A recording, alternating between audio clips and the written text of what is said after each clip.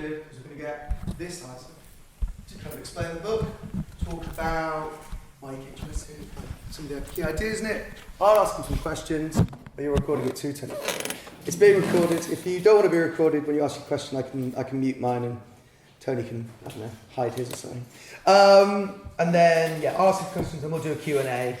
And if you've got something that you think kind of adds into the conversation, kind of give me a point at me instead of putting your hands up, and we'll kind of I'll jump around. I think because we're talking about Manchester in Bristol, I think it's kind of helpful for us to try and have those local kind of examples.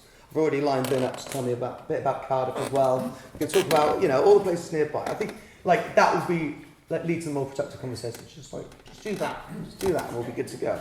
All right, without further ado. Comments welcome. Comments welcome. Yeah, exactly. We want questions and comments for once.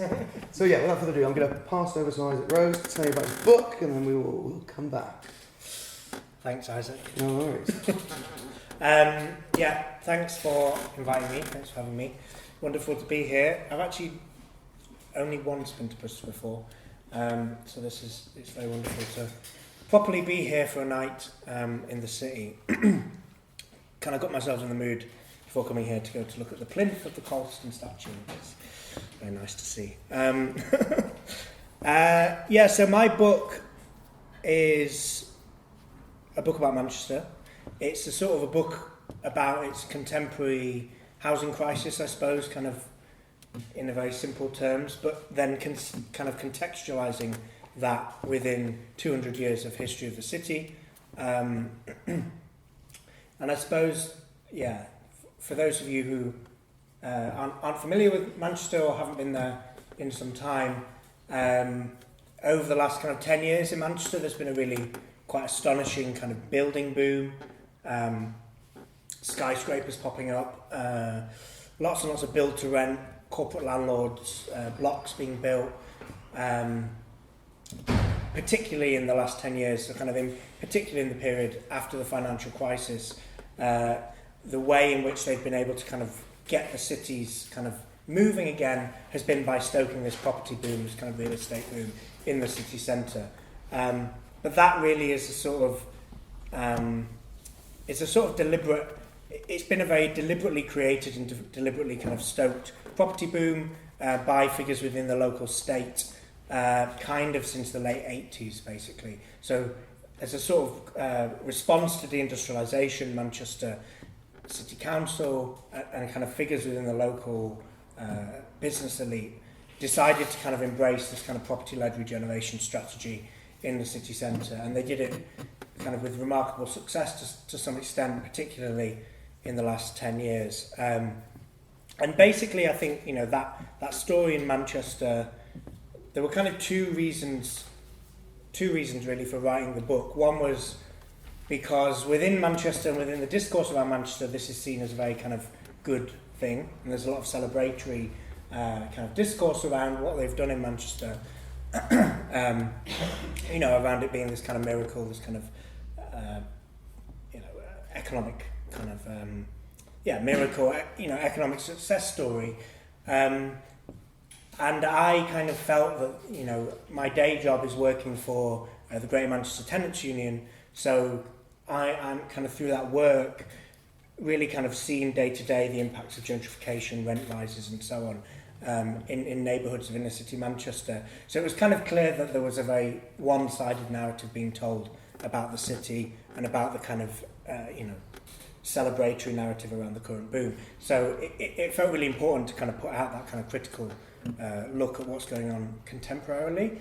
But also I think the way in which that story is told within the city's own kind of mythology, so Manchester's kind of great at sort of mythologizing its own history and kind of pulling out kind of a particular quite narrow version of its history, particularly since the 80s, around this idea that there was the kind of the music scene, and then that kind of led inextricably towards a kind of property boom. That to me also seemed fairly limited as an understanding. So a lot of the book, the last half of the book, is really looking at the restructuring of the local state and the increasing role of private actors within the local state in kind of creating that boom quite deliberately. rather than it being this kind of magical thing that, I think some commentators would make it seem. So that was the kind of one motivation, was to kind of provide that critical and kind of analytical look at, obviously from a kind of left-wing perspective at what's happened in Manchester. But the second motivation really is because I think what's happening in Manchester is obviously echoed and replicated in cities all around England or all around Britain, and certainly kind of doing this tour over the last few months, going to Glasgow, going to Liverpool, Leeds, and indeed Bristol as well. We can see, I think, the way in which this kind of growth of a kind of build-to-rent sector and a kind of build-to-rent led urban regeneration model, often tying in like a neoliberalised or marketised university sector as well, which in Manchester is really the main story of kind of what they're doing in the south of the city, is clearly the kind of thing that's happening in cities all around Britain and towns, particularly outside of London. It seems like that kind of growth of a rentierism and a growth of corporate landlordism and a growth of kind of institutional capital coming in to build rental blocks, to sort of take advantage of the housing crisis, and take advantage of the fact that housing is so unaffordable, is basically being promoted as the kind of only game in town in terms of like regional economic development.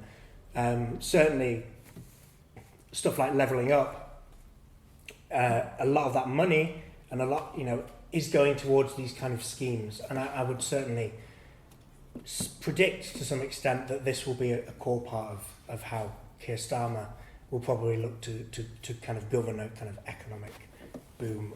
All this rhetoric around builders, not blockers, and so on and so forth.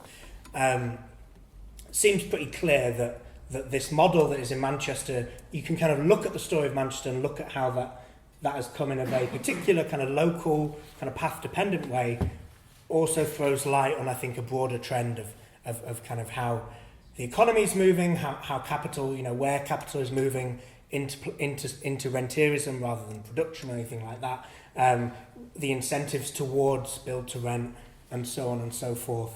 So that story in Manchester, we've structured this around a load of questions basically, so we'll get into the detail. But that story, I think, by looking at Manchester, you can get a case study that helps you understand other places in the country and understand these kind of broader trends of how, the shift to the asset economy, the shift to rentierism, and urban neoliberalism and austerity, how all these things are kind of coming together in a way that's reshaping the geography of our cities, in a way that I think is broadly kind of negative, particularly from a kind of working class perspective, in terms of kind of gentrification and these other effects, these negative effects that are kind of coming from that. So that's kind of that, and I guess the beauty of kind of thinking about Manchester as a city is obviously it has this kind of almost paradigmatic state within the origins of industrial capitalism. So the first bit of the book really kind of situates that kind of long rise and fall of the kind of industrial economy in Manchester as an almost way of thinking about these kind of broader 200-year or certainly like 100-year shifts from a kind of capitalist system that was kind of focused on commodity production towards one that's more in kind of the global north, at least, dealing with kind of speculation in land, real estate, and so on and so forth. So Manchester provides that kind of nice case study for thinking about much broader trends. And I suppose the last thing to kind of say is that the transition from a sort of industrial economy, society, Manchester, through to this kind of property-led regeneration one, I really situate that within the story of the defeat of the urban left within the 80s by Thatcher, and the kind of forced rollout of neoliberalism on an urban scale by the Thatcher administration. And I think that again is a way of pushing back at some of the discourse around why Manchester's leaders decided to embrace a kind of entrepreneurial urbanism, which I think if you listen to sort of bourgeois critics then they would say they basically realised that this was the sensible thing to do, and that their prior kind of flirtations with municipal socialism or kind of urban radicalism were really misguided, and they kind of did this U-turn. And that's an interesting story in Manchester, which you can get into, of how these very same leaders who came to power kind of on a left platform kind of do this switch to urban entrepreneurialism at the end of the 80s. But actually what I really wanted to focus in was this story of political defeat, really, and how out of the political defeat of, the new urban left in the 80s, but also the wider labour movement, that sort of neoliberal agenda was kind of birthed, I suppose, out of that defeat. So the Manchester model, or the kind of Rentier City, is the product of a kind of a long political defeat by kind of the urban left. Yeah, I can leave it there. Wow. All right, thank you very much. So, I guess I'm sort of going to try and, although desperately reorganising my questions to do this, try and kind of follow the book a bit chronologically. So, sort of early on, you sort of talk about how Manchester is, in some ways, this kind of birthplace of Marxism, right? Like, you have Engels, whose dad has a factory there. He's sent to work there and then runs off with a nice Irish girl and learns about radicalism and things, and then writes his book, whose name's obviously immediately eluding me, about...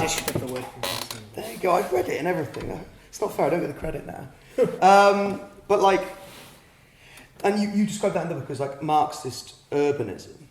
And I guess how do you differentiate between a Marxist urbanism in the sort of mode of Engels or these sort of later thinkers, or say in Bristol we've got Marvin Rees, who is in the global parliament of city mayors and has just got a new, seemingly made-up job as a professor at the university where he can further research in cities and how, everyone lives in cities, and it's just sort of quite trite, liberal kind of, well, everyone lives in cities now, we should think about cities, and we should just think about people. How do you kind of differentiate those two, kind of a Marxist urbanism and a liberal urbanism, then, I guess? Yeah. So I suppose Engels writes both the condition of the working class in England, which is largely, that's why he wrote the book.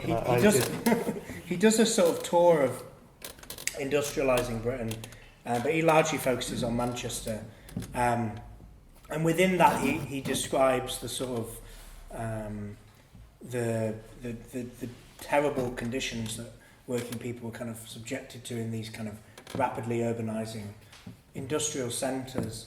But he also sort of starts to kind of think about how space within cities is made and remade, and how working class districts are kind of demolished and moved and made way for a new building is put in, and the kind of the same social problems that he describes, which are kind of these cities where the bourgeoisie basically can kind of live in their bubbles, their kind of segregated bubbles, and not notice the kind of real conditions of the sources of their wealth, the kind of urban working class. And he describes very kind of powerfully factory owners living in kind of suburban South Manchester, travelling into the city centre and then out along these kind of shop-lined avenues.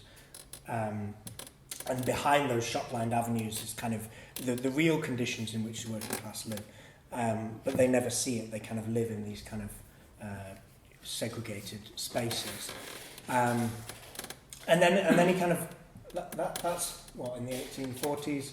And then later in life, he writes this pamphlet called The Housing Question, where he sort of talks about the relationship between housing and the capitalist system, and sort of the causes of housing squalor and so on and so forth. So kind of between those things, he's kind of thinking critically about space and urban space and the production of urban space, and linking it to a kind of economic analysis of where capital's moving into factories and production,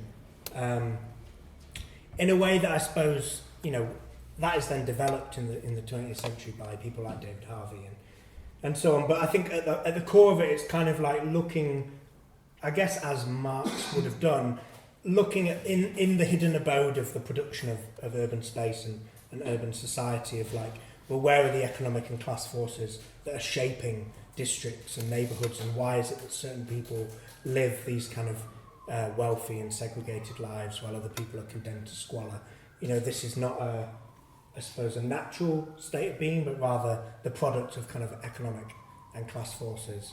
And I suppose that would differ from a kind of liberal analysis that wouldn't necessarily draw back and try and unveil those sort of structural questions. I guess to dig into, you sort of mentioned David Harvey. This isn't one of the questions I agreed with you before, so I'm ruining the whole premise of this. But one of the useful concepts I found from the book was the thing you used with David Harvey. It's about the two circuits. Yeah. I was wondering if you two circuits of capitalism. I was wondering if you wanted to explain that a little bit. It's a mean thing to put you on the spot about. Is that a mean thing to put you on the spot? No. Well, I've already sort of said it. I mean, the book's sort of structured in these three parts. And as the kind of structuring idea is this idea of David Harvey. Well, yeah, David Harvey as one of the people who puts forward this idea of these two circuits of capital. So the first circuit is kind of this idea that, Marx writes about in Capital, where capital kind of circulates through the production of commodities. And David Harvey, building off French Marxist philosopher called Lefebvre, sort of argues that there's also this secondary circuit of capital, where capital kind of moves into a kind of speculative real estate, land, space, and that actually capital kind of switches between the two. So when there's a crisis of productivity in the first circuit, capital will kind of move into the second circuit to try and valorize itself. And I suppose, broadly, that helps structure the book because, we can look at cities in the global north that are a city like Manchester would have been was this industrial city and now is no longer, but global capital is still kind of moving through the city, particularly kind of through the build-to-rent sector, international pension funds, sovereign wealth funds. Capital's clearly got an interest in the city, but it's not through production, it's through sort of speculation and rentiers in this secondary circuit. And actually, there's early on in the book, I look at the figure of Richard Cobden, who was a kind of liberal agitator in Manchester, free trader, but also a factory owner himself. And in the 40s, in the 1840s, when there's a kind of slump in factory production, he switches his investments into real estate, and he starts he becomes the secretary of a company that builds one of the first suburbs in Manchester. So that almost in microcosm in his kind of own personal investment strategies, you see, this broader picture that we've seen unfold certainly since the 70s in Britain. And he's one of the examples of, and there's many of this kind of in the book, I'd say, of throughout the history of this kind of fight over wanting to live in houses that are suitable for living, good, happy, healthy lives.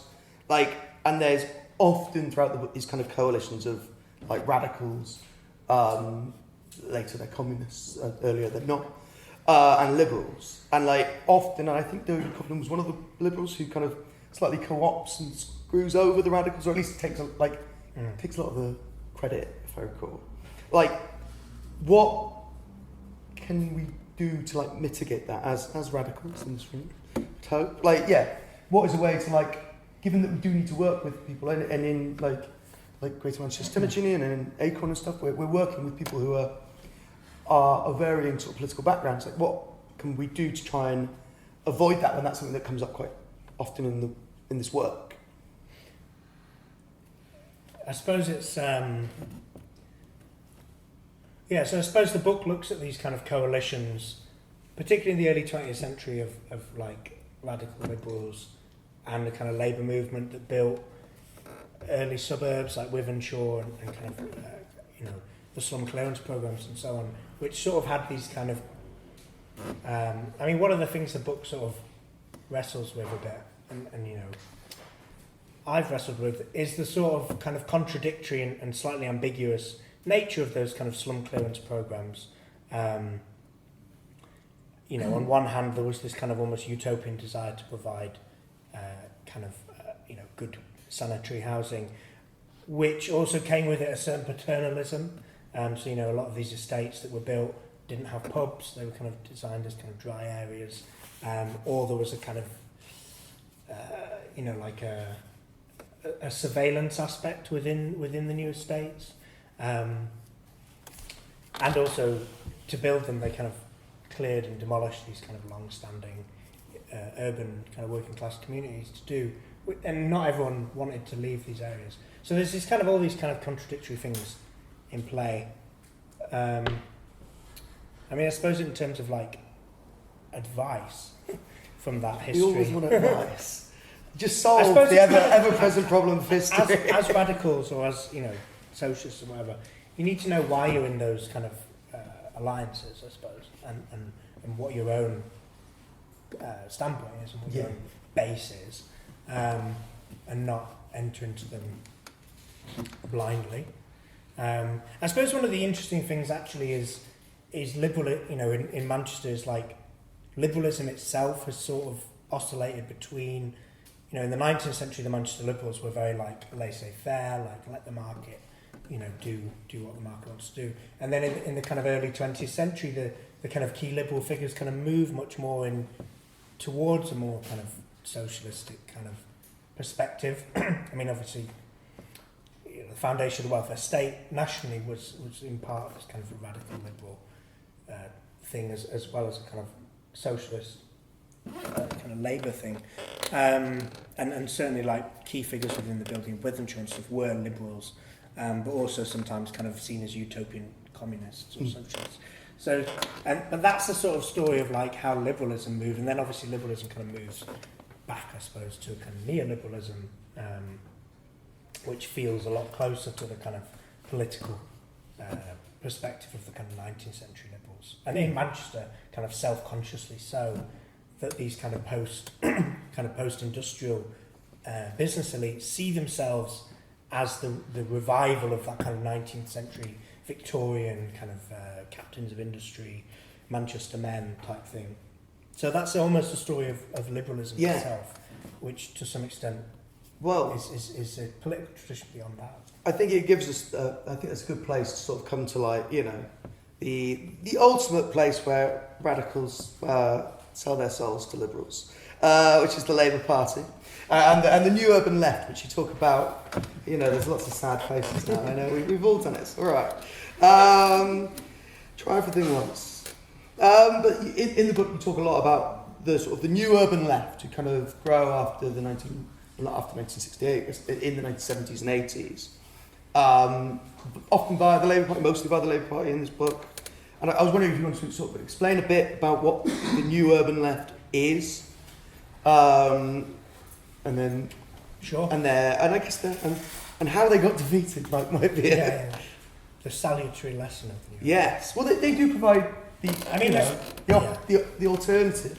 It could have worked. It just wasn't. I suppose there's that. We were just chatting about that book about Ben Corbyn Abbott. Andy Beckett. Yes. Andy Beckett. So I suppose it's that kind of political moment of that, that a sort of libertarian leftism that emerges out of 68, and that both a sort of frustration, political kind of questioning of obviously the right, but also the kind of status nature of the welfare state, and certainly kind of questioning kind of aspects of kind of statist leftism. More kind of attuned to kind of liberation movements and kind of this kind of broad kind of coalition that's bringing in liberation movements. And I think also, the changing composition of the Labour Party itself and society, the expansion of the welfare state and the expansion of kind of white-collar work, expansion of higher education after the war is kind of changing the kind of social base, and also deindustrialisation itself is sort of taking away that kind of old labour base of the kind of industrial worker, and this plays itself out on a kind of local level as well as figures sort of around Ben and kind of national level, but particularly on a local level. There's a sort of re-engagement with the Labour Party throughout the 70s by people on the left who've sort of felt like the kind of extra parliamentary road has potentially kind of been run, and so there's a kind of switch back into the Labour Party, and you get these kind of new kind of left leaning groups of people taking over constituency parties, running councillor candidates and so on, and by the moment Thatcher's coming to power, the left is also kind of coming to power within local government across Britain, in different kind of slightly different configurations, the GLC, Sheffield, Manchester, Liverpool, so these kind of different configurations in which it's happening, but nevertheless there's this sort of kind of left-wing wave coming into power in local government, and I think you can sort of look at that to some extent as the policy programmes that they were trying to put forward on a local level were kind of dealing with deindustrialisation, dealing with a sort of sense of crisis within the kind of welfare state and so on. That thing that Thatcherism was kind of able to almost tap into, it was an alternative attempt to tap into that from the left, and kind of quickly it comes into confrontation with Thatcher in the 80s, and the book sort of has these kind of three moments of confrontation between Thatcher and sort of kind of bases of, alternative bases of power within society that Thatcher kind of deliberately kind of targets and decomposes. So you've got the urban uprisings in the early 80s, kind of targeting of inner city black communities. You've then got the targeting of the miners and the labour movement, and then in 84, and then by 85, this sort of targeting of local government. And these things are obviously kind of working together. But I think you can sort of see Thatcher's own hegemonic project and her own kind of, political nous, really, that she identified these kind of potential bastions of resistance and kind of took them out through various means. And the big kind of confrontation with the new urban left is the rate capping rebellion of 1985, which is where the kind of left councils basically decide, as a kind of strategy of confrontation, as a way of trying to stop cuts and austerity, that they will refuse to set a rate, a council tax, and in so doing push the government to kind of brinksmanship, where the government will fold and ultimately kind of reverse austerity on local government. And they, in 85, they kind of, Liverpool has already done it in 84, so Liverpool had kind of refused to set a rate, set kind of a legal budget, and faced down the government in 84 and kind of got those concessions. So there was this kind of idea that, across the country they could do this and kind of thing. But it doesn't work, basically. And within Manchester, within Manchester, the left bloc within Labour have kind of come to power in 84, but they never have a majority as the left within the council itself. So the right wing of the Labour Party kind of vote alongside the Tories and the Liberals in the council chamber. And so when they're trying to pass this illegal budget, the kind of right wing of the Labour Party kind of splits off, and they aren't able to pass an illegal budget. And this kind of happens in various ways across the country, and this kind of rate capping rebellion fails. Liverpool and Lambeth kind of go on, and then they will surcharge. so they kind of, these punitive measures are handed out onto the councils, because not only had the kind of mass rebellion failed and the kind of unity of the councils failed, but also I spoke to some of the kind of leading figures within the left of Manchester Labour at the time, and they said, well, by 85, by that kind of key budget setting moment, the miners had already been defeated. So the kind of the moment had passed, the opportunity for kind of proper resistance had already been defeated with the miners' strike, and so this was almost like a foregone conclusion that it would fall apart.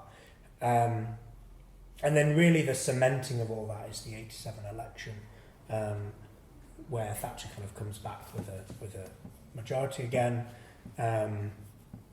and it's clear that the direction of the country is not going to swing back to the left. And actually, within Manchester, they'd kind of got all this local economic strategy, kind of building up cooperative economy, greater role for kind of trade unions within the local economy. They set up CLES, the Centre for Local Economic Strategies. They kind of set up all this infrastructure, basically, that was almost ready to go in the advent of Labour coming to power in '87, and then Labour don't. And then so it's kind of this moment where, the last chance they thought they had to kind of try this more kind of, cooperatively minded kind of state investment-led response to deindustrialisation is kind of over. And actually the leader of Manchester, almost very immediately after the '87 election, writes to Nicholas Ridley, the Tory Environment Secretary, and says, you win, basically, and we're going to work with you now. So there's a kind of capitulation after that election. But that is, I suppose, after 5-6 years of defeat. That's in different ways. Graham Stringer, who's like a kind of a fascinating figure in the book as like a Labour figure who did neoliberal kind of development, as they would call it. But like the difference between him and your kind of you kind of refer to that sort of stuff as proto-Blairism in the book. But the big difference between him and lots of people who kind of came after him in the Labour Party is that he seems to feel, at least from the book, it comes across that he did feel quite bad about doing it. Whereas all these other people work with private companies and were like, oh yeah, this is great, this is how you do it, yeah. One of the kind of great bits in the book from the kind of New Urban Left is you mentioned a book called Breaking the Bureaucracy, which kind of advocates for a guerrilla municipalism of like being like guerrilla fighters, taking the bits where capitalism is weak and building these like examples of what socialism can do. Which I think is something that was forgotten under Corbynism, given that, there was a Corbynite who ran Wales and we kind of forgot about it. I'm like, oh, we won't try anything there. Lynn's going to tell me that might be wrong. But like, and then, so as you kind of have the power of politicians kind of retracting, you have this guy, Bob Scott, who's named Mr. Manchester, who grew up in, was it South Africa and Rhodesia at the time? Like, just the epitome of an 80s bastard, who kind of seems to be this kind of forerunner of a lot of this kind of empowering private entities in the city to kind of, take power. I don't know, I wondered if you wanted to kind of expand on Mr. Manchester a little bit. Well, just on the breaking the bureaucracy, I can't remember the guy who wrote that, but I didn't write it down either. He was a sort of key economic thinker within the GLC, and kind of like came up with a lot of their strategies, basically. And that pamphlet was published by CLES, and it kind of came out, basically, it was obviously commissioned in '84 or late '84, and then it actually came out after it would have been commissioned in '86, and then it came out in '87 after the election. So it was almost like already this kind of relic of this world that had already passed, like this idea that you could, create these kind of zones of space that were kind of autonomous from capital, or, where socialist-inspired kind of demonstrations could be done.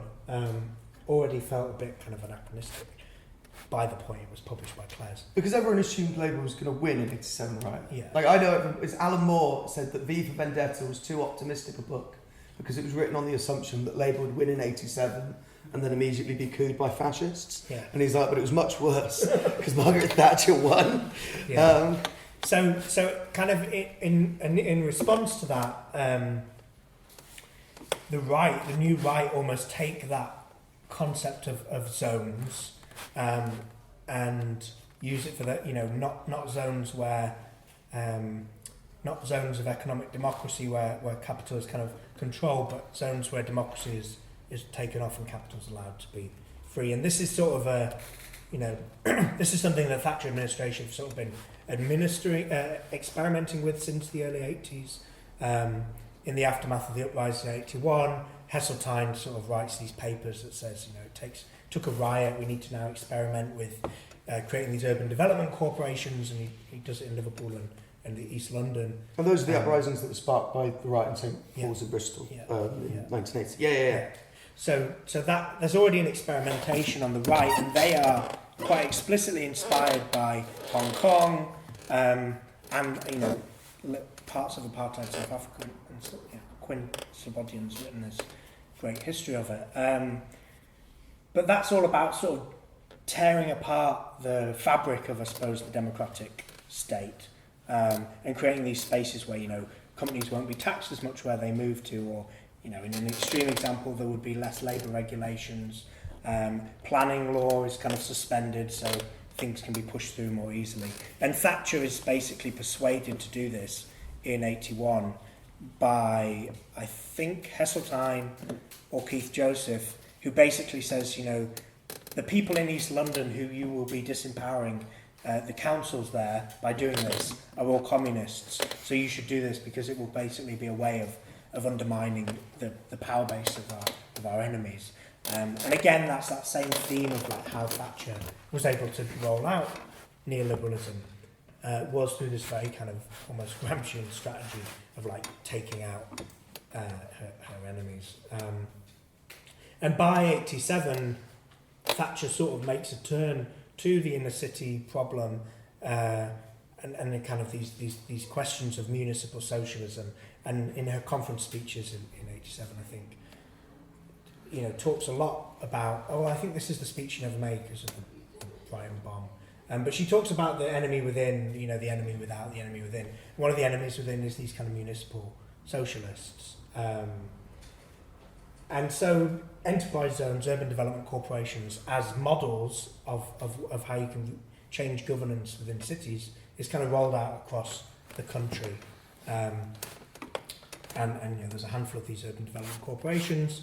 Manchester gets one in the kind of central city. And essentially the central government says, unless you do this, we won't give you any money for whatever you want to do. So it's like a sort of public funding strike, unless they admit these kind of changes with the structure of how the cities are governed. And typically the structure is like, there might be a council leader or the council exec, a few officers, but they sit on a board alongside figures from private industry and private sector to kind of administer these projects of, urban regeneration. So in Manchester, they do one for the city centre called the Central Manchester Development Corporation. They do one for the Olympic bid, which is kind of where this guy Bob Scott comes in, because Bob Scott is this kind of colourful character. He runs theatres. He set up the Royal Exchange, which is this kind of 70s theatre in the old Royal Exchange. He'd set up cinemas and stuff, but he basically starts to get obsessed with the Olympics in about 85, and particularly the LA Olympics and this idea of the private enterprise games and stuff. And he begins to kind of agitate within Manchester for the city to make an Olympic bid. And he sort of rings up all his contacts in the kind of business world of Manchester and manages to sort of push Graham Stringer into this thing where he's like, yeah, you can make a bid if you want, we're not going to fund it. So this is like 85. Actually kind of concurrently with the rate capping rebellion, Bob Scott's kind of mobilising these figures within the business world around the Olympics. But you can kind of see how by 87 with, the rate capping rebellion defeated and, the municipal socialist agenda kind of gone, this new kind of configuration of forces and people is ready to pounce. Suddenly seems relatively attractive by the leadership because they're like, oh, well, at least these guys will do something. The city's in a complete crisis, industrialisation and so on. So more and more they sort of become a kind of infrastructure or a network, never necessarily like a formal network, although there are important kind of organs like the Chamber of Commerce or, the people who are sitting on the Olympic bid committee, or later the kind of Human Regeneration Committee, or the City of Drama Committee. Like, these kind of people kind of pop up again and again, doing different projects. And usually the structure of that is that there's a public element, which is usually like some big grant funding from the state, and also like the odd councillor sitting on the board. And then most of it's private, and there's a kind of private delivery and kind of private governance. And you can basically see that as the origins, to some extent, of these kind of public-private partnerships that in Manchester and across the country have become so prominent, and so kind of how urban governance is kind of done. So, the IRA bomb in '96 in Manchester is a sort of moment where these same characters, these same forces, this same model kind of becomes the way in which the city centre is kind of restructured after this bomb and after the kind of the impact of that. I was saying it was interesting that in Manchester your city centre had to get blown up for you to make it into a neoliberal hellscape, whereas we just sort of covered ours in concrete. I get Bob Scott sounds a bit like George Ferguson, if I'm honest, the ex-mayor of Bristol. I guess I'll sort of bring us up to the modern day and then we'll sort of come back to you guys then, basically. So you have the sort of rebuilding of the city centre after the 1996 bomb. Then you kind of have, the Tories then start, eventually come into power and come up with, the Northern Powerhouse. So how is the Northern Powerhouse a sort of step forward from this kind of old Labour right style or new Labour right style of doing things? And then how does that bring us to the modern day? I'm merging a bunch of questions, but I'll end it with the final, will Andy Burnham save us? I suppose the Northern Powerhouse is almost the kind of, it's not really the culmination, but it's again one of these kind of very typical kind of public-private partnership, not very democratic models that I think the city has become very good at kind of creating that relationship again with the kind of Tory administration in Manchester. That replicates the kind of relationship that Graham Stringer built up with Heseltine in the late 80s and early 90s. This sort of kind of, the Manchester leadership, the Manchester elite sort of are like, well, we're just pragmatic. We do what's good for the city, we work with anyone, we're not ideological really. Obviously there is an ideology to what they're doing. But the Northern Powerhouse, I think, feels like that kind of thing just, again, really, in that, there were certain things that they wanted to get out of that which were good, like they wanted to re-regulate the buses. But also in doing that, the whole premise of the Northern Powerhouse, I think, was this kind of property-led regeneration model, HS2 coming to Manchester, creating a certain kind, accelerating the knowledge economy and all these kind of economic strategies that they've been doing.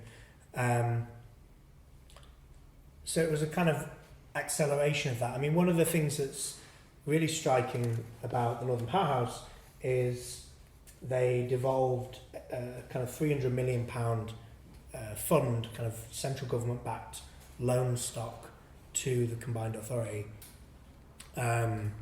which basically was used to kind of plug liquidity gaps within private developer house builders business models, and it was a cheap loan that was then lent back, paid back to the combined authority.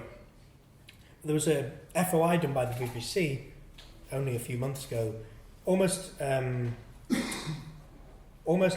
million has been lent and returned over the last, when was it?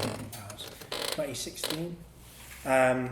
Over half of that has gone to one developer, Rentier, and Rentier are the developer who made headlines this week for creating the Engels and Turing penthouse suites. They're the ones who have built most of the tall towers within Manchester. None of it's affordable. So again, that is that same story that goes back to the 80s of how the state has been restructured and the public kind of acts as a de-risker or a guarantor to private actors to kind of make money out of landlordism. I suppose the other thing about the Northern Powerhouse and devolution is that it is also a sort of smokescreen, I think, for continued austerity and a sort of general continued attack on local democracy. Because Andy Burnham is obviously elected, but it's a pretty kind of weak mandate. It's just one election for a single mayor, kind of relatively low turnout. Certainly a kind of much kind of narrower, shallower idea of democracy to even like, a council with councils and so on and so forth, imperfect though they are. But I think you can trace within that, and when I was in Leeds actually, I was chatting to someone who was working in the West Yorkshire Combined Authority, and they were saying it was kind of bizarre because, the West Yorkshire Combined Authority is hiring, there's a kind of buzz around it, but if you talk to anyone in Leeds City Council, it's sort of depressing cuts, everyone's being fired, like they can't do what they want to do. And it's almost like hidden beneath the devolution agenda is a really radical restructuring of local government that actually strips away, a lot of that kind of more democratic elements of local government in favour of these kind of US-style mayors. It's a sort of smokescreen for ongoing austerity, I think. Cool. Really. All right, well, thank you very much, Oz. Let's give them a round of applause. All right. I'm going to get your brains working. I'm going to give you 2 minutes to turn to the people next to you and say, just discuss one way the place you live has got better the last 10 years and one way it's got worse. I'm doing this because my NEU comrades told me I should do things like this and they're staring at me. So you have 2 minutes. If you don't know them, that's even better. If you do know them, just say something they might not know. Say something secret. Just shock them. But probably something you don't know is better. But yeah, a way it's got better and a way it's got worse in the last 10 years, and then we'll come back to a Q&A. No. You can turn around, Rosie, not just sit and stare at your phone. Yeah, no, this was good. Yeah, sorry, I sort of jumped all over the place. I hope it wasn't putting on the spot to you. I'll come back, because I do want to talk about the rent gap gentrification as a concept, because I think that was a really helpful thing to pin down. But I thought we'd got actually the narrative kind of mostly kind of through, so I thought that was a good... Yeah, was there anything you felt like you didn't get to say? We can do the Zizek. I said it all right. Nice. We can do the Zizek thing. Is there any questions? Yes, Mr. Zizek, is there anything else you'd like to say? Yes, actually. So usually I send people for a drink, but I was overruled on it. I think I was overruled. I know. Basically, I think just recently not been using the bar. And even though I always say I want the bar, and on the form said I want the bar, I think because the other ones have been a lot more sitting in circles, a bit smaller, talking about different things. So I can see why you wouldn't be just drinking the whole time.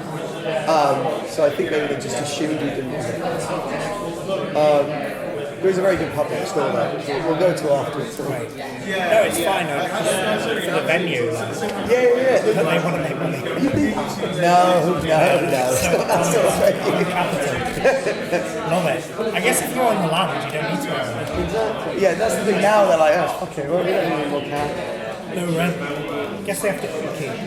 Yeah, and it's like, money volunteer. And maybe now because they're more of a thing and it's not a volunteer anymore, so they...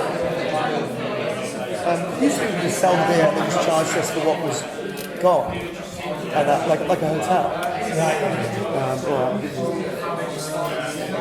It's just good facilitation. Very good facilitation. Oh, thank you. Yeah, it's a good trick that when you chat. It kind of sticks up in a bit yeah. And tend to make the questions better, but sometimes it's asking what questions, and sometimes that would weed out the dumb questions. There's obviously this.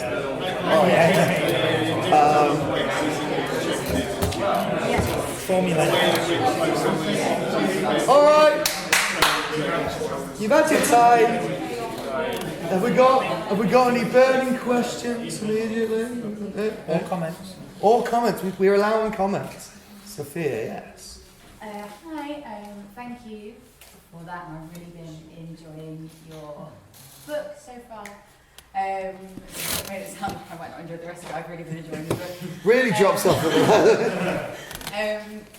I moved to Bristol from Manchester recently, so I was also personally quite interested in your analysis of how Manchester's changed, having lived there for 5 years and watched quite a lot of kind of this stuff going on.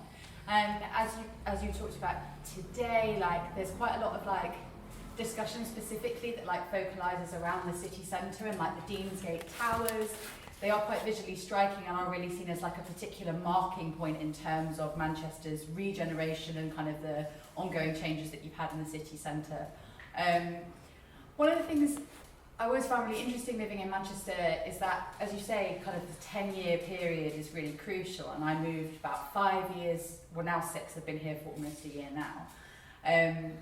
But people would say things to me like, oh, you moved after those three towers went up, you don't know the Manchester what it used to be like before, right? So it's a real kind of marker for people in terms of this change in Manchester and this idea of knowing a Manchester before all of this kind of nasty capitalist stuff was ongoing, which I don't buy as a kind of analysis or an argument, but I understand kind of where that's coming from.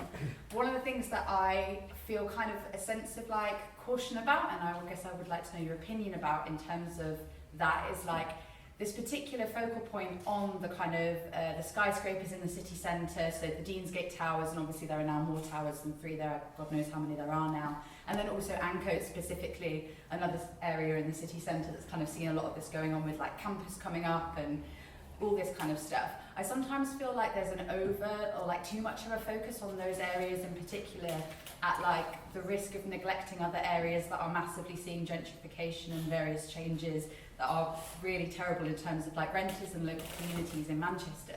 Because when I think of my time living there, what was more striking for me wasn't so much the Deansgate Towers, even though there were already 3 up when I moved, but it was like Levenshume as an area which is in like southeast Manchester, and like the really rapid gentrification and forcing out of communities that you see in those kinds of areas of Manchester, which have already been like more neglected in general as like working class areas, and particularly negatively impacting like communities of colour in areas like Levenshume as well. So I wondered what you thought about kind of how you can manage kind of understanding that those areas in the centre is really crucial, but without losing kind of that wider look on Manchester as a city. Does that make sense as a question? It does. I was wondering if we might want to take more than one question at a time. Has anyone else got one? The oral statement. Oh, yeah. Okay, I'm still forming my idea, but I was reading recently about how they're doing a massive new block here in Bristol Tower Temple Meads, but for students. And obviously we have our one skyscraper now down by Castle Park. But and they're considering a few more, but a lot of it's like bookended for students and that. And the thought was, I was listening to a podcast talking about private equity companies building just enough houses to sort of keep the contract, but not enough flats or houses to like bring rents down. Mm. Obviously they're in control of that. So is there something specific about student flats? Because you're talking about something like that is like safe or away from that pressure. Do you think that is pressure? Yes, there is. So PBSA, purpose-built student accommodation, is regarded by investors as what's known as like an asset class investment, which is basically a really good investment, I think. There's actually a really fascinating guy in Manchester who has campaigned against, they're building a 40-storey PBSA block in Manchester near this guy's house. I mean, this guy's not like, he's an ex-Silicon Valley investor who lived in city centre Manchester, but he doesn't like PBSA, but he also is quite an expert on the planning system and kind of how these things have been pushed through. And he also sometimes goes as a secret shopper to investor conferences for PBSA. And basically when he's at these investor conferences, there were like 3 things, I think, where PBSA is basically seen as a really safe investment. So one, in the planning system, it's classed as a sui generis development, which is basically, it's this kind of legalistic term that means its own, in a class of its own. So basically, if it's sui generis, it's not commercial, it's not residential, it's its own thing, which basically means that they can circumvent minimum space standards, which is, student accommodation, very, very small. From an investor's point, a developer's point, you can put more people paying rent into a smaller space. So that automatically increases the yields you can get. So that's one thing. 2, they're basically tax neutral. So the operation of a PBSA block is, he explained it to me, it's called the OpCo-PropCo split. So the OpCo is the company, so it's basically 2 companies within one. One company is the operations company, so they manage the lettings, the properties, they're who your student will pay the rent to and so on. The PropCo is the property company, so they own the building. And basically, and I think this is actually, within big developers, this is a pretty common corporate structure now, but they basically move money between these two companies to kind of minimise or move to zero any tax liabilities. So they're able to basically hide any profit so that they pay no tax. So that also means that there's a kind of added incentive. And then the third thing, particularly around PBSA, is the sort of policy context, affordability context. You know, rising in affordability means that more people are being pushed into PBSA. Also, you know, the kind of, ultimately, that was the other thing, ultimately the kind of, there's a policy context that backs, the state is backing student loans. So the rent is actually backed by the state. So from an investor's point of view, you know, it will pay no tax. You can put as many people in it as you possibly can. And ultimately, if it goes bust, the state is going to pay you out. So it's a really, really great investment. And you can kind of see, I think you can see PBSA almost as like the cutting edge of actually the whole build-to-rent sector. And in more subtle ways, you know, that those things, those kind of three things are apparent in, you know, the build-to-rent block. But student accommodation is like the absolute golden, you know, midpoint of all this stuff. And that basically means that, you know, investors want to invest in PBSA. They're not going to invest in, you know, even, you know, family housing, because why would you when you can get... And apparently the return on capital is 20%, which he was like, that's like higher than tech. It's like, you know, it's the best thing you can put your money in. And within 5 years, you'll get it all back. So actually, even if within 10 years these buildings fall down, the original investors made their money and doubled it. So it's really perverse, basically, but also exactly what the whole system is set up to reward, which is this kind of rentierism. In terms of that question, yeah, I think it's really important. I mean, the last two chapters of the book are a sort of analysis... Which you haven't read. Are a sort of analysis of contemporary Manchester, because I think... yeah, the city centre boom has been remarkable, skyscrapers, build-to-rent blocks and so on and so forth. To some extent, the city centre was already empty. You know, people didn't really live there. There was a lot of old warehouse, commercial space. And people who defend what's happened will say, well, how can there be gentrification because no one lived there? Or how is this bad because no one used to live there? So, and a lot of the research that some kind of geographer comrades of mine have done into the capital flows into the property market are mainly looking at the city centre boom. But, and you wanted to ask this question, This is what I was going to jump in. moment. So then you have to think about, well, what is happening when you put all that money and capital into the land of the city centre, and how does that ripple out into the inner city, and how does that basically affect the lettings market of the whole city, and rents and so on. And one useful way, which is kind of explained in the book, to think about it is this idea of the rent gap, which is a sort of, there's this sort of Marxist urban geographer called Neil Smith, who's a student of Harvey's, who talks about, who gives a kind of economic material analysis of gentrification, not focusing on like, you know, more people are buying lattes or whatever, or shop, you know, different consumption habits, but really like looking back a step and saying, well, how is capital interested in that plot of land now when it wasn't before? You know, what is the macro picture that's like driving investment into certain areas of the city? And really he looks at how, you know, you might have a plot of land where over time the yield out of that land is going down naturally, because maybe its use has changed, it's no longer a factory, it's you know, a warehouse or whatever, or it's running down estate or running down housing. So its rental yield is kind of declining, and then at some point that goes quite low, and then there's a kind of potential rental yield that could be taken out of that land if they put capital into the land. So if they invest in it, if they flatten a building, or if they just like kick out the tenants and put in new tenants, like a new business or a new cafe or you know, a new renter or whatever. So, you know, there's this gap that opens up, and that's the kind of potential. And on a big scale, that could be like a neighbourhood where there's an old council estate that's been basically run down deliberately, suddenly then it becomes quite attractive to kind of flood capital in, flatten that and build something else that will get better rent yield. On a micro scale, it could be like a family house is turned into an Airbnb or a HMO. You have to make some investments to turn a family house into an HMO. You have to like knock down walls and stuff, but the rental yields are much higher. And basically, when that gap gets big enough, that sort of provides the incentive for capital to kind of come in and close the gap.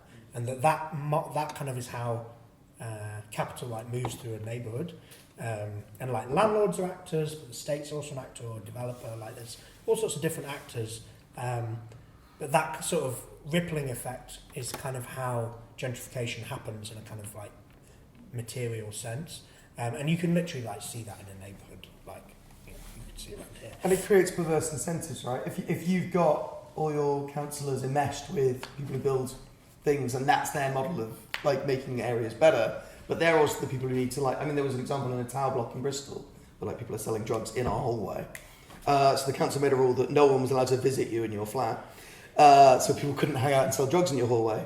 They then didn't do anything to stop the people selling drugs in the hallway, and you go, and if all their mates are the people building the houses, which is them going, look what we did, and that's your model for like gentrification, you can see why that, even if they're not doing that consciously, there's that drive. To be fair, as a man with this beard and these ears drinking herbal tea in Stokescroft, I'm glad that we've got a Marxist economic explanation for gentrification and not a cultural one. Is there any other questions while I keep rabbiting? So there's an article in the Financial Times recently about Blackstone, getting all these private equity firms coming in and buying up these kind of private rental market basically as part of their portfolios. Increasingly, I've seen huge amounts of money kind of from private equity going into there. There's an interesting quote here from someone. Institutional private capital can play an important role in providing high-quality housing stock across the UK, particularly in the private rented sector, which is significantly undersupplied today, said James Heppel, head of European real estate at Blackstone. So, to what extent, I mean, you kind of talked about the two circuits of capital, right? And to what extent do you see this huge flood of capital coming from private equity as symptomatic of as a lack of opportunities in productive capital investment, first of all, and secondly, is this actually going to accelerate the trends we've been seeing until recently? Are we now going to get a supercharged version of what you've been describing? And then one from Lynn. I will say, now that we're talking about things like equity and all that malarkey, if anyone doesn't know what anything means, wave at us and ask, and it's fine. I couldn't tell you the difference between equity and other things, so I'm asking. But Lynn. I just want to answer that one directly because I'll give a perspective. All right, let's go. Sure. What's equity first of all? Equity. It's like private equity is just like it's like an investment liquid fund. capital. It's just like people who've got loads of money, they give it to these bankers, hedge funds, whatever it is, and they'll go and invest it in a portfolio of different assets, which generates them hopefully an above inflation rate of return, right? Cool. Yeah, they're trying to beat they're trying to get a return above what you get and just putting your money into an index fund or something. Right? They're trying to get like an alpha is what they call it. They're trying to get above. All right. So sweet. Yeah. Thank you. That's like above if you just put it in a savings account. Right, exactly. Yeah, he said index, and you saw everyone go, I don't know what index is. I'm no expert on this. I think you're probably right that it is, for whatever reason, capital is more interested in this because it creates higher yield than doing anything productive or useful, like decarbonising or whatever. But that is also there's a political framework that's been put in place to mean that is kind of where the incentives are going, and that probably is, that's the thing about the neoliberal thing, is that the kind of political legalistic state framework has been used in the kind of role of the public sector and the state to change it's not been retreated, it's been kind of modified to kind of change the kind of the way in which the economy is working. I think, yeah, it probably will get a lot worse if these actors move into the housing market. I think it goes back to the thing about PBSA, that there are, and it goes back to this thing of like all the incentives, the legalistic framework, the fact that the government won't tackle private landlordism, private landlordism that was deliberately created in the 88 Housing Act to create a profitable private rental sector. The fact that, no one's going to fund council house building or remunicipalisation or anything like that. It just means that the framework within everything is operating tends towards, one, this kind of affordability crisis, but then at the same time, the only solution that is kind of entertained in policy circles is by a massive expansion in supply funded by private equity, because the other things are not considered. So that means that, almost by us talking about how bad the housing crisis is, the discursive framework has been set for, ripping up planning regulations, building a massive expansion in build-to-rent supply, high-quality rental housing. It's like, the framework is in place to allow this to happen, and unless you were to change the political economy of this, I think this is the direction things are going. Yeah, go on. I said other people can. So it's what you say, it's always been framed as an issue of shortage of supply. But you can see that as actually being the issue. Because, there's more empty homes than homeless people in the UK, right? There is actually, obviously the thing with urbanisation is, I guess, that perhaps there is a lack of housing in the places where you need housing, where the jobs are, like London and so on and so on. But I feel like it's less an issue of supply and more an issue of ownership, right? To what extent is private landlordism actually part of the reason why there's, the way they frame it now, so there's an issue in the private rental market, there's not enough supply. If more people could afford houses, there wouldn't be so much demand in the private rental market, right? Because it wouldn't be all being hoarded by private landlords. Seems like it might be more of a comment than a question, which is fine, but does it really need an answer? I would agree with you, basically. I think the supply argument has been the perfect tool for real estate activists, basically property developer activists, to say, look at this crisis we're facing. The only solution is to rip up planning regulations and allow property developers to do whatever they want. Whereas actually you can kind of take it back and say, well, why, private landlordism, destruction of the public sector, housing, etc., is but it's really, I don't think on the left we've been very good at combating that, basically. I think it's slightly taken us all a bit by surprise. But, this is clearly the framework that's going to govern the urban agenda of the incoming Labour administration, unfortunately. And if you look at somewhere like Manchester, run by a Labour council, the YIMBY capital of Britain, you can see why this is almost prefiguring, I think what Reeves and Starmer are keen to see happen in other places. On the framework, it was really interesting in the book talking about how you weren't allowed to challenge planning things at the council level using political language. Like you weren't allowed to talk about gentrification or that it was changing the character of the area. So you had to use a legalistic kind of language. It sort of feeds into what you were saying there. I will add, I realise I've been heckling people who've asked questions. They are people I sort of know. And so if I don't know you, I probably won't heckle you. I know that's bad chairing. Sorry, Lynn, do you want to? Yeah, no, sure. Thank you. I've come over from Cardiff, and it's very interesting to see the three cities, all of which are part of this core city group that they talk a lot about. I visited Manchester for a few days last year. It was the first time I'd been there for 20 years. And I think the last time I'd seen it, there'd been the one vertical building, the one that looked as if it was toppling over, but you can't see it anymore because it's surrounded by so many other towers. I mean, it is quite remarkable. In terms of so a lot of what you're saying is very familiar to what we've seen in Cardiff in the past 7, 8, 9 years particularly, and it's interesting you said there's been an acceleration in the last decade, and there certainly has in Cardiff. The build-to-rent model is become the favourite, and there's a lot of big finance in them as well as equity capital. Legal in general are very big players in central Cardiff, and it's for them it's a steady stream of income.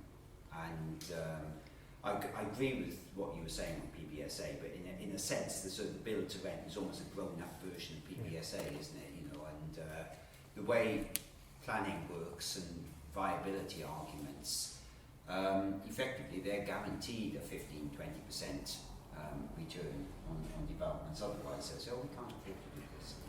And sort of back down. So the political context is a little bit different. Wales didn't really have that big urban left in the 1980s. It was all very, the history of Wales is all very much on heavy industry. You know, the steelworkers were defeated in 1980, the miners were defeated in 1985, and that sort of set a political tenor for a lot of things. And Cardiff certainly became heavily deindustrialised in the generation since then. We did have the Cardiff Bay Development Corporation, which was like Cardiff's equivalent of what was being done in and on a very large scale for a relatively small city, with a huge barrage being built and the transformation of the bay and all of that. And then the investment stopped more or less round about just after 2000. And then, as I said, it's kicked up again in the past decade, and we're certainly getting a lot of the towers. You know, ours are 20 to 30 rather than yours 40 to 50, but you know, they're all coming in. One difference we do have is that the Welsh government's abolished right to buy.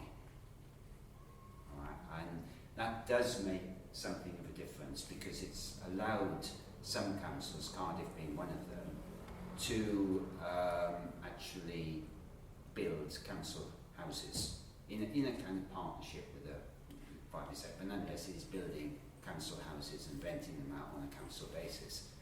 And financially it makes perfect sense. I mean, particularly when interest rates were rock bottom, because it was guaranteed that they would pay for themselves all the time, and you would help to solve the housing crisis as well. So that does help. It does help that you can say, you know, we're letting this private development go ahead, and there's not going to be any affordable housing in there, but there is a piece of land near it that we can use for council housing. So it's not quite as but as far as I can tell, Starmer's basically given up on the prospect of abolishing right to buy. And if there's one thing we should have learned over 100 years now, is that it's only large-scale public sector building that can solve whatever the housing supply issue is. Because there is a housing supply issue of affordable housing, there's no doubt about that. Yeah, Whether there's an overall supply issue is another matter, but certainly with affordable housing there is a shortage, and the reasons for that are complex. They're partly financial, they're partly the fact that we just don't build houses at the rate we did 40 years ago. But Wales also experimented with doubling council tax on second no, homes? it's now That was actually outside of the city. You can now actually go up to 4 times council tax. Fuck the England. So that's potential for both second homes and for long-term empty homes as well.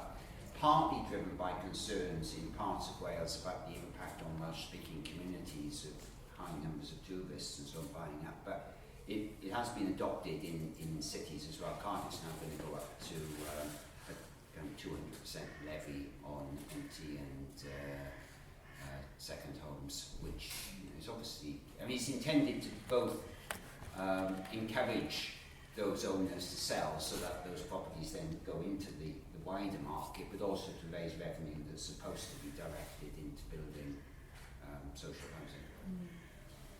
And Yes. also in Wales, I think, especially South Wales housing associations do Yes. build a lot of houses. They are really on it. I don't know.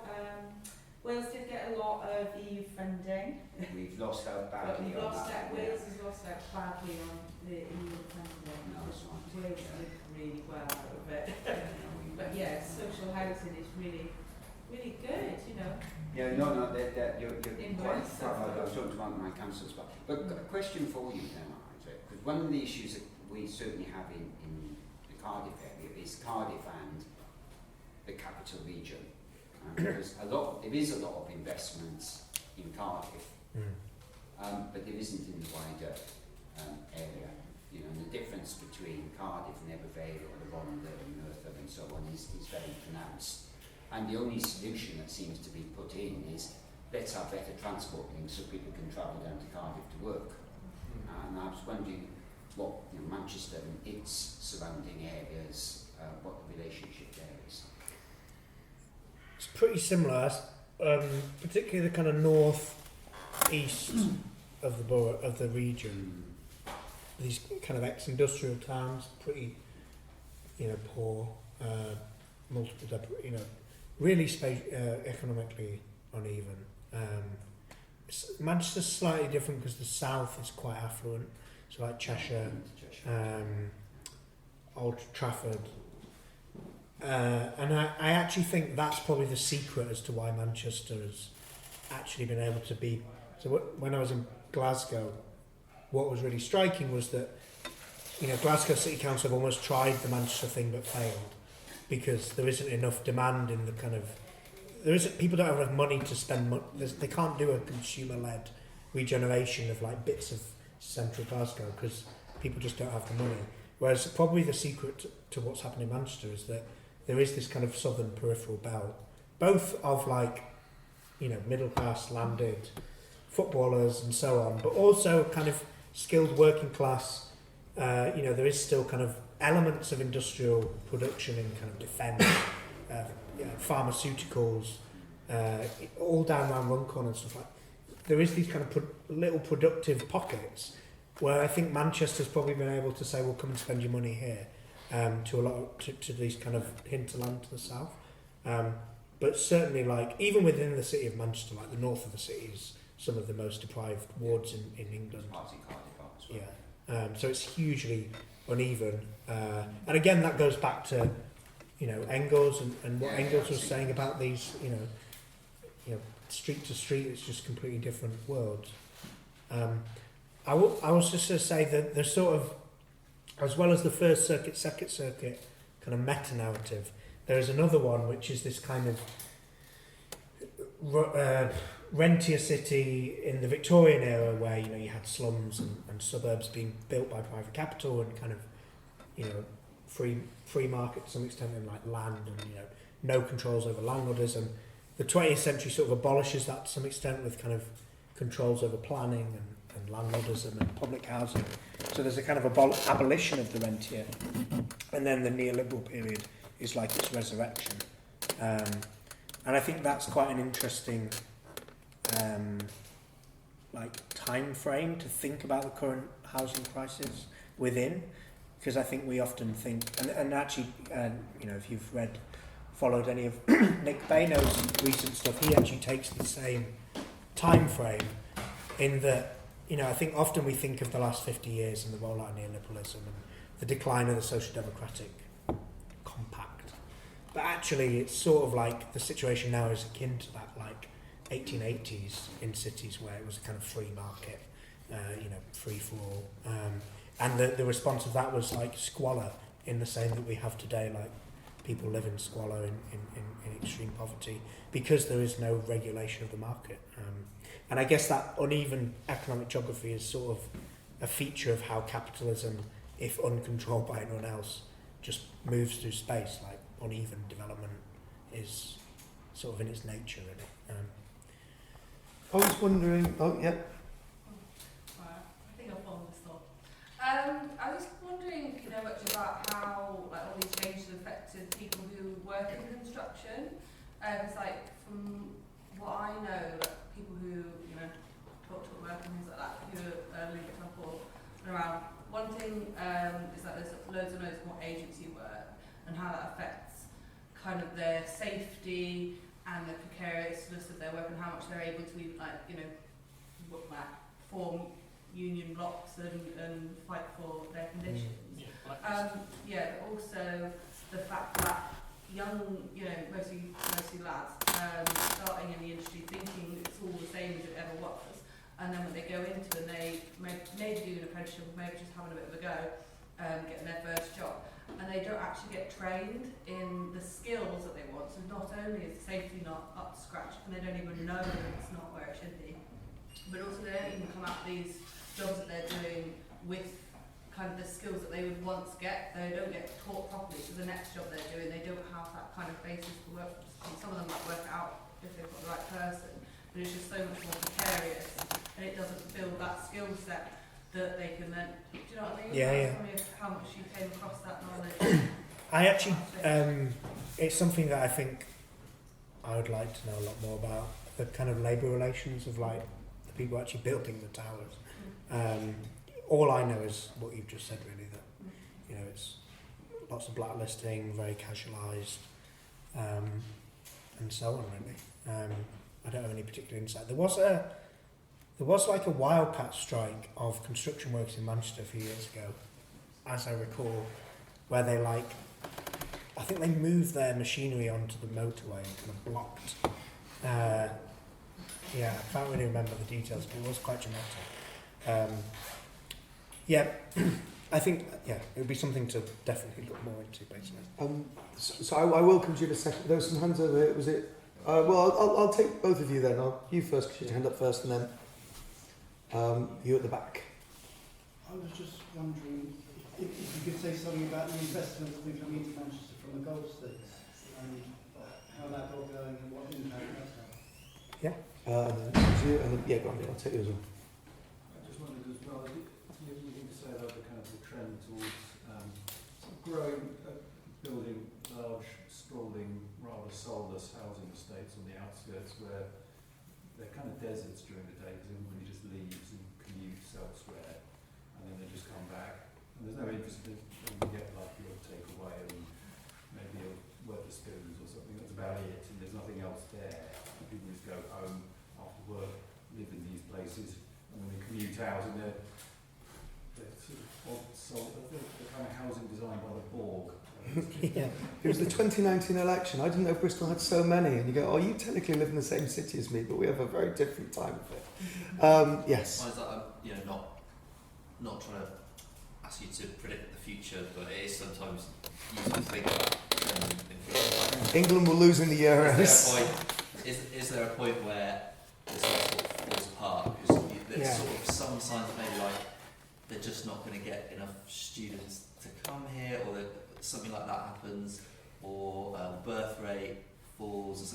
Is there something, a confluence of factors you can see, and then because that could also inform political strategy, because if there's something sort of happening anyway, then we can push at it a little bit harder. Well, you're already seeing that in universities, right? I mean, Bristol's interesting because they just said they've had 40% more people register than previously. But I know I work for the UCU in Cardiff, and there, especially because the government is being so strident against international students, and basically saying they don't want them, even though they've set up a system where all the universities which pay for the cities need them. Lots of them are going, all right, fuck it, I won't come then. And I think there is a good chance it's going to really fuck up a lot of the cities. Not Bristol. Well, it will fuck us up, just in a different way. Yeah, I would agree with that. I mean, someone told, one of my geographer comrades said that up to a third of the build-to-rent renters in Manchester are students or international students. So it's and Manchester has the largest, one of the largest student populations as a proportion of the city's population. I think it's a big fragility, probably.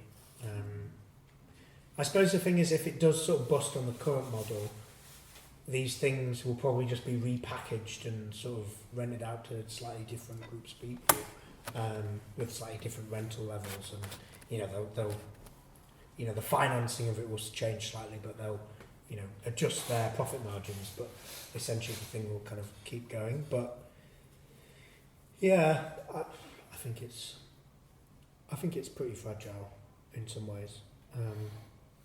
The Place Northwest, which is the property magazine of the Northwest, which is pretty good for reading what they're thinking. We're saying, is Manchester and the Northwest particularly exposed in the whole property industry because it is really built around this university and there's so many university students, and they said maybe. But I suppose that's one of these big, Sue Gray has her shit list for when Labour come in, where one of them is higher education going bust, and I suppose that is one of the, if major universities start to fall apart, the central government will probably step in and bail them out because it's pretty crucial to like the whole system that's been constructed. Wasn't in your book, isn't it something like 30% of the money going through Manchester is via the university or something like that? Like it's the sort of economic product, the zone of the city which is most productive is that kind of university zone. But you know, a higher proportion of that productivity gain has been creamed off by capital through rents rather than like wage increases. No more questions. We've got 2 more questions to answer. So it was Borg houses. Yeah, are they new ones? Golf money. Golf money, yeah. Good one. Is that like new estates or old estates? Well, it would seem to be new, yeah. I mean, they're very much Like Barrett Home stuff. North of Bristol, really. Yeah. I mean, they're sort of just a symptom of like private house builders having all the power, I think, that they can kind of build these estates.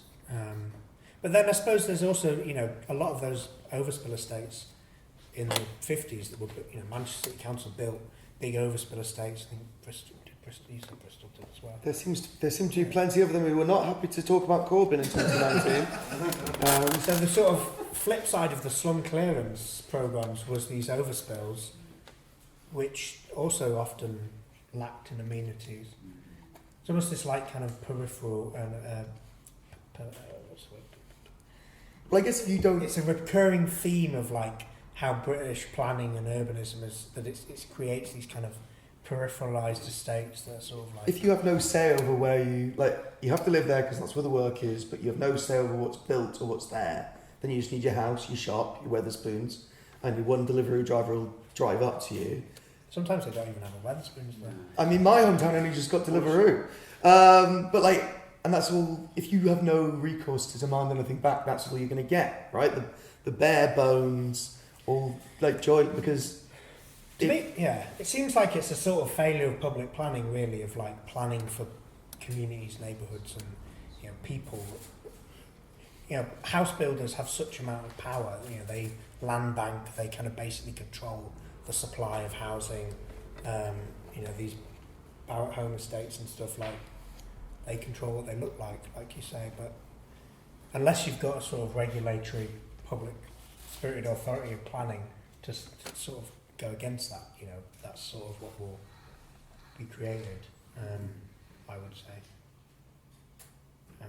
Golf money, yeah, so so Manchester Life is this sort of development corporation, public-private partnership between the council and the Abu Dhabi United Group, which is like sort of the sovereign wealth fund of Abu Dhabi. Same group that owned the football club. In about 2013-14, the council signed this deal with the football club's owners to build build-to-rent housing in East Manchester. And it's just the neighbourhood of Ancoats that have been mentioned. That was a neighbourhood that actually in the Blair years had a council estate that was kind of flattened, and Urban Splash, it was kind of like archetypical kind of Manc property developer company, were given the contract to sort of build this new model canal-based neighbourhood in East Manchester over the ruins of this council estate. But that all fell apart with the financial crisis. So there was sort of for 5 years after 2008 or longer, 5 to 7 years maybe, you know, half completed neighbourhood where there was like a block and then like wasteland. So the council basically, to get that regeneration agenda going, because there was no central government money, because it was not, because of austerity and stuff, turned to Abu Dhabi as the kind of source of capital to get this thing running again. And they basically developed, I think, 1,500 built-to-rent flats in East Manchester, in Ancoats. The rent, I think, the deal was basically the council gave public land and obviously the kind of political planning frameworks to ensure that these things would be built. Abu Dhabi provided the capital, and then the rents all go offshore through Jersey to Abu Dhabi. The Sunday Times, maybe like 4 years ago, calculated it as about £10 million a year in rent going offshore. Yeah, I mean, I think, you know, the Abu Dhabi relationship has got quite a lot of attention, rightly so, because obviously it's the ethics of who the council is partnering with and so on. But in a way, it's sort of symptomatic of the much broader build-to-rent phenomenon, because, you know, obviously on one level there's the kind of ethical questions of who the money's going to, but in terms of like rentierism and build-to-rent, you know, whether it's an Australian pension fund or the Abu Dhabi government, or you know, a new big partnership is with the Far East Consortium, which is a sort of, it's basically where Chinese middle class put their money in a kind of investment fund based in Hong Kong. The council's done a deal with loads of land in North Manchester to build 15,000 units of housing. But all of those things are basically showing, you know, people's wages being sucked out of the city via rents. So in terms of that rentier thing, they're all as bad as each other. But obviously there are additional ethical questions about Abu Dhabi. But the council basically say, well, it was a deal we had to strike to get our regeneration agenda moving again. And we didn't charge for the land because we figured that was a fair price to kind of get this flagship urban regeneration neighbourhood going again. That's obviously a contested point, but that's what the council say. But yeah, so it's a particular kind of construct and relationship. At the moment, I don't think there's much else planned, but I imagine, you know, there's a lot of development happening around the City's stadium. There's also, the council want to get rid of Strangeways prison, because that kind of area of land to the north of the city, you know, could just be opened up to like new frontiers of speculation. And Abu Dhabi was sort of in the picture to maybe get that contract at some point. So it's one to watch. I'm quite aware we've not spoken too much about Bristol and we've run out of time. You know, I think I'd add that, like, you know, if you think Bristol has escaped this kind of hollowing out of democracy, like I don't think, like the kind of, one of Marvin's big things was like the one city plan, which was him meeting up with business leaders. They were one of the things they were going to do was build a mass transit system, which was vetoed by Dan Norris. So we won't have that. We might still get, you know, what the other things they wanted, which was trucks driven by AI and things delivered by drones by 2050. So that'd be nice. But that is like, instead of councillors, that was meeting up with the business elites. Similarly, like culture in Bristol is entirely funded by like Business West, which is again removed from any democratic accountability. Bristol Transform could never get money from Business West because we talk about how you could change stuff, and that's not allowed. It's political. You just have to like write sad poems about how it is a bit bad, but it's what are you going to do? So like I think Bristol is as bad for this anyway, and you see that in the arena moving out of the city, even the zoo being the, consumerism. yeah. Everything is driven by consumerism, and it's key to possibly touch on the comment when you say that her strategy to remove the communists is just to also strip people from the citizen. We're not with our citizens, but consumers, and everything is being driven by that. And I've seen this critically growing in Bristol. Yeah. Horribly. Yeah, I'm looking for a proper Bristol pub, like a proper. I mean, you need to go really out of the schools. Yeah, that's it. It's the flattening of public life, and it comes from the fact that you have no kind of recourse. Rather than end us on the downer, I'm going to ask you my final question. So you're involved in Greater Manchester Tenants Union. Like, in Bristol, we've got the mighty ACOL. Pointing at Rachel. Hi, Rachel. But like, what can tenants unions do to like help fight back against this? Are they, as we're sort of currently in a phase where probably we're not going to be in the Labour Party, you know, we don't think it's coming to save us. Andy Burnham, it's not going to come and save us. Like, what can tenants unions and community unions and things like that, why are they a useful tool for trying to fight back against some of this, or kind of expand understanding of how these things work? And I guess, like, for like, how does a book like this and the history that you kind of laid out, how does that feed into that sort of strategy of fighting back? So we can end on a high. Well, it won't. Goodbye. The guy, Hamish Callan, who I did the event in Edinburgh with, said every city should have a book like this. So there's a challenge for someone to write the Bristol book, who's here in the audience tonight. I think demystifying these processes of like urban government is quite useful because it really shows the sort of lack of democracy and you know how it all really works. And when you do that, you can start to scrutinise, you know, the planning system and you know trying to track who's meeting who. And then if you can get a better mapping picture of it, including mapping land and land sales and stuff, we've been using this tool called Land Insight,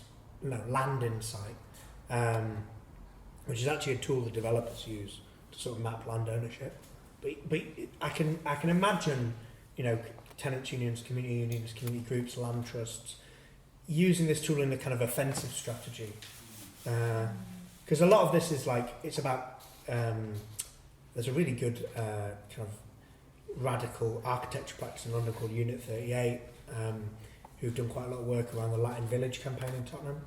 And the guy behind that's, you know, a lot of it's all about territory. It's about claiming the territory, advancing onto territory. You know, we can act as they do as well. You know, defensively through the tenants' unions, and stopping evictions, stopping developments, and I kind of increasingly think, you know, militant strategies against, you know, if they're building a big build-to-rent development in a neighbourhood that is a working-class neighbourhood, you know, fight it at planning, but then, you know, use the law, you know, use tactics perhaps beyond the law to slow it down. If there's a kind of mass campaign around that, you know, there are all sorts of ways you can slow down this kind of gentrification frontier.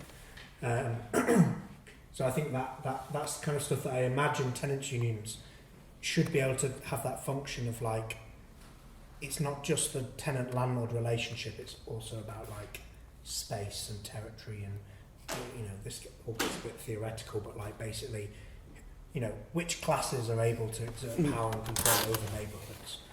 Is it, you know, working class people in the neighbourhood, or is it developers or whatever trying to extract wealth from the neighbourhood? So I think there's all that, and then I think, yeah, obviously kind of turning to a kind of land-based strategies. I mean, it's just community land trust, that's good.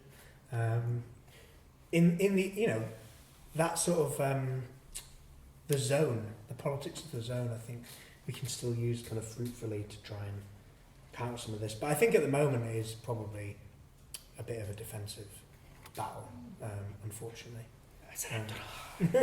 But you know, it's one that we should fight. No, I think that's spot on. Like, you know, like you said, like in Bristol, you can join Acorn. Like, as you talk about zones, like there's the St Paul's, or no, the Eastern and St Paul's apartheid-free zone is being revived as a tactic from the 1980s of like exerting that, you know, these communities are our communities and that they're going to be run as we say. I think that's a really powerful thing. What's this? I'll leave a copy. I don't have many, but I'll leave one as a sort of, but it's online on our website. It's just a really useful guide about how you can sort of do all sorts of research into developers, landlords. Oh, sweet. I will get Isaac. The people of Manchester, the people of Bristol. I will get this Isaac. Thank you very much. To either send me this or PDF, yeah, or put it in the Bristol Transformed Brain Trust on Facebook and the Land Insight as well. If we could put together a little toolkit on this sort of stuff, I think that'd be awesome. But I'll stop talking now. Well, I won't, but you know, we're going to go and drink in the Bell Pub next door after this, and we can talk about how great Bristol could be again. But without further ado, let's give Isaac Rose a massive round of applause. You can buy the book off him. Buy the book. Down here. There will be another event next month on capitalism, a horror story, looking at capitalism through the lens of horror films and how it tears us apart, as Marx described it in Capital, linen woven out of the guts of children. It's a great line, very metal. But yeah, buy Isaac's book. See us next month. There's always stuff to get involved in. Join Acorn. Join Acorn, yeah. Yeah, join the Greater Manchester Tenants Union if you want to be weird. Yeah, but yeah, thank you very much, man. Yeah, we'll go for a drink now.